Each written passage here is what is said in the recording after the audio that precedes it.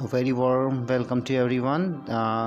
Today we are going to discuss chapter number 1, the Indian Constitution, important objective questions based on chapter number 1. The question number 1, here you can see that the Indian Constitution, what in the constitutional history of India, what happened on 26th November 1949, and the answer is the constitution was adopted on this day, right? This is the correct answer. Answer number B is correct, while the question answer option number A is wrong. India took the pledge, means India became independent, that on 15 August 1947. So this option number A is wrong. Why option number C is wrong? Because India became republic on 26 January 1950. The constitution was legally enforced on 26 January 1950. So this is option is also wrong. And first amendment held in 1951. So this is also wrong. So the correct answer would be the constitution was adopted on 26 November 1949. The B option is correct.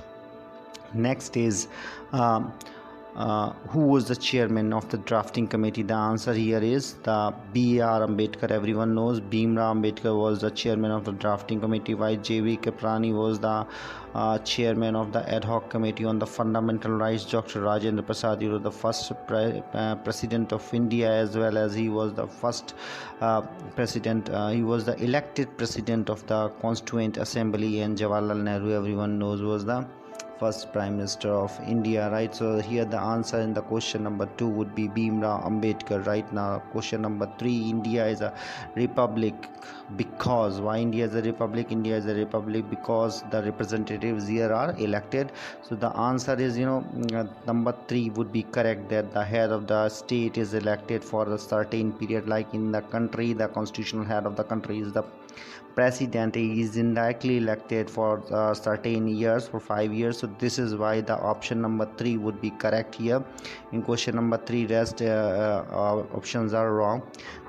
Question number 4, as you can see, the question is very clear when the term secularism was added in the constitution. So here everyone knows, as was explained in the notes as well, that with the 42nd amendment of the Indian Constitution in 1976, this term secularism was added in the Indian Constitution during the time of the Indira Gandhi, and this was a time of emergency, right? So this is clear. The option number B here would be correct. So the question number 5 here is that who was the father of the Indian Constitution? This was very easy question, and the answer here is Bhimrao Ambedkar, B.R. Ambedkar. Option number D, Mahatma Gandhi, the father of nation, Pandit Jawaharlal Nehru, the first prime minister of India, and Sardar Patel, first deputy prime minister of India. So all these 3 options are wrong. The correct architect of the Indian Constitution is Dr. Bhimrao Ambedkar. Now coming to the question number 6 here. What is the meaning of the human trafficking? Trafficking of the human, it means buying and selling of the human beings, right? It is illegal, and under the right against exploitation, this is illegal in the country, right? So other options, buying and selling is legal, of buying and selling of animal is legal, right? And buying and selling of girls, this is also wrong. Buying and selling of the common goods for the humans, this is also illegal, right? So here the answer would be the answer would be buying and selling of the human being. Option number C is also wrong, but the option number B includes everything. So buying and selling of the human being would be correct answer, right? Next, coming to the question number 7, here you can see that which of the following is the third level of the government? You know that there are 3 levels of the government: central government, the top level, state government at the middle level, and the bottom grassroots level is the Panchayati Raj. So the Panchayati Raj is the third level of the government. This is the correct answer in the question number 7. Panchayati Raj is the correct answer. In question number 8, which of the following ensures that Indian citizens are equal before the law? I told you that in article number 14, right, everyone is equal before the law. Law doesn't discriminate on the grounds of the gender, religion, caste. So here the answer would be right to equality, right? In the question number 8, option number C, right to equality, is correct answer. Now let's see what is question number 9. Which of the following is the important feature of the parliamentary form of the government? You know that in the parliamentary form of the government, ministers, the cabinet holds the real executive power headed by the prime minister. This is also known as the cabinet government, right? This was clear to you all. So here the option number 1 would be correct. The council of ministers holds the real power headed by the prime minister, while this in the presidential form of government. President enjoys the real power. This is not the feature of the parliamentary form of government. And this option number C, union and state enjoys the equal power. This is something related with the federalism, and right to vote is limited. This is wrong because right to vote is given to everyone 18 or above in the parliamentary form of government. So these three options are wrong. Option number A in question number 9 is correct. Now coming to the question number 10 here, that which of the following is known as the supreme law in the country? You know, constitution is the fundamental supreme law, right? It is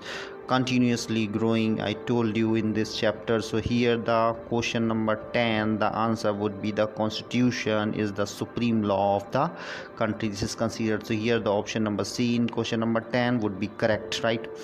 In question number 11, which of the following statement is wrong about the constitution? Let's see what are the statements here. It defines composition, power, functions of the government. This is correct. Definitely government's composition, how government will be composed, how the power will be distributed, what will be the functions of the different organs of the government. This is determined by the constitution.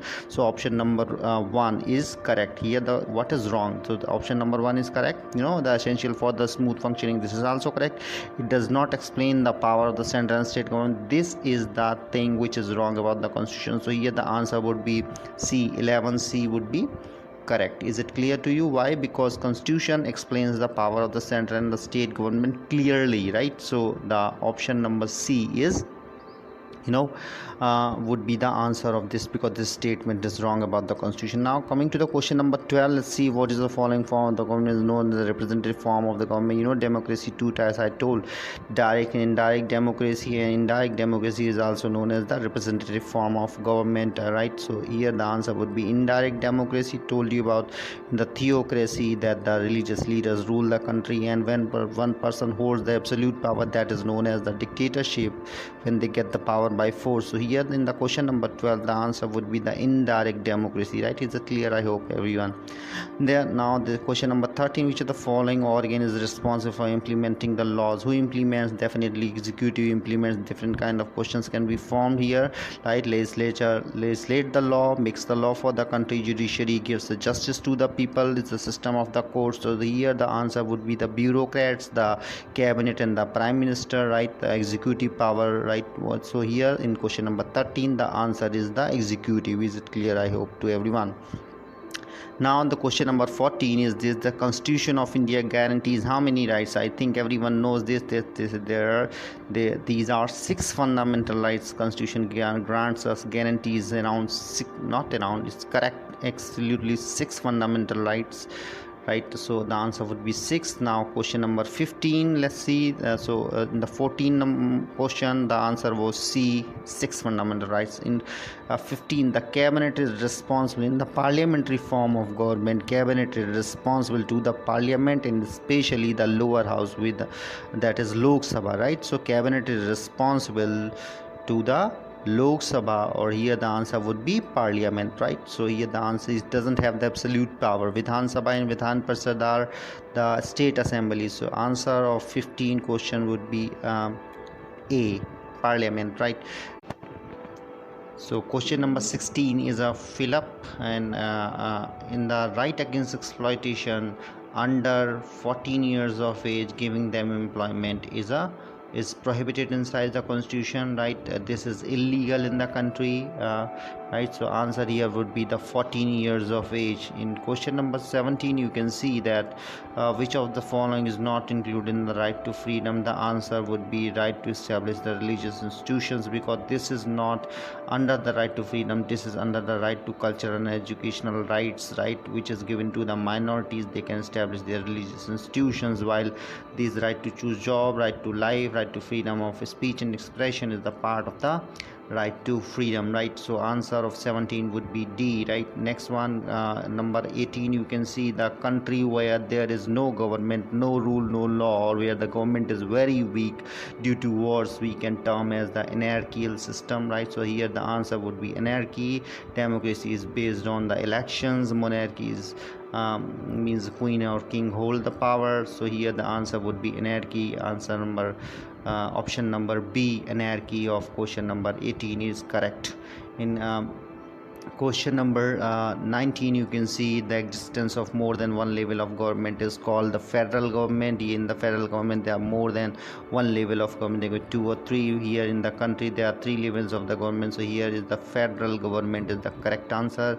Nazi governments related with the Hitler of Germany. Unitary government, there is only one government, one level of government. In the bureaucracy, bureaucrats runs the government, so here the answer would be the federal government. Then now we reached on the last question here.